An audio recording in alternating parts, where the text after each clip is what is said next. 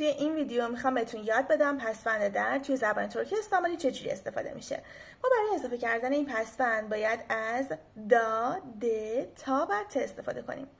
دو تا نکته رو باید رعایت کنیم. اول اینکه اگر آخرین حرف صدادار کلممون از حروف کلون بود باید از دا و تا استفاده کنیم.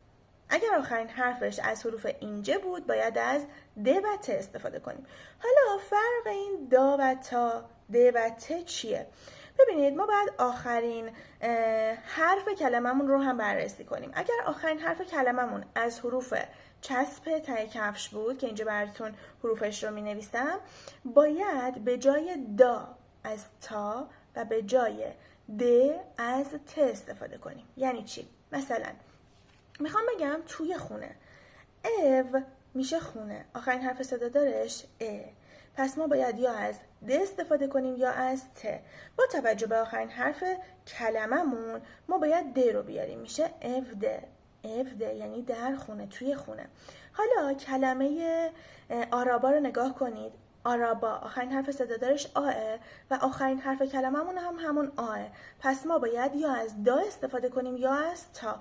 با توجه به اینکه آخرین حرف کلممون از حروف چسب ته کفش نیست پس میشه آرابادا، آرابادا.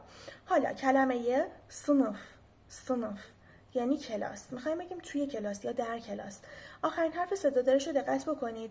با توجه به اینکه از حروف کلون هستش ما باید یا از دا استفاده کنیم یا از تا و با توجه به آخرین حرف کلممون باید از تا استفاده کنیم، میشه سنوفتا، سنوفتا. چرا؟ چون که از حروف چسب ته کفشه. حالا یک کلمه رو نگاه کنید. آج، آج. آج یعنی درخت. آخرین حرف صدادارش از حروف کلون هست پس ما باید یا از دا استفاده کنیم یا از تا. با توجه به آخرین حرف کلممون که چه هستش ما باید از تا استفاده کنیم، میشه آجتا، آجتا یعنی روی درخت، در درخت.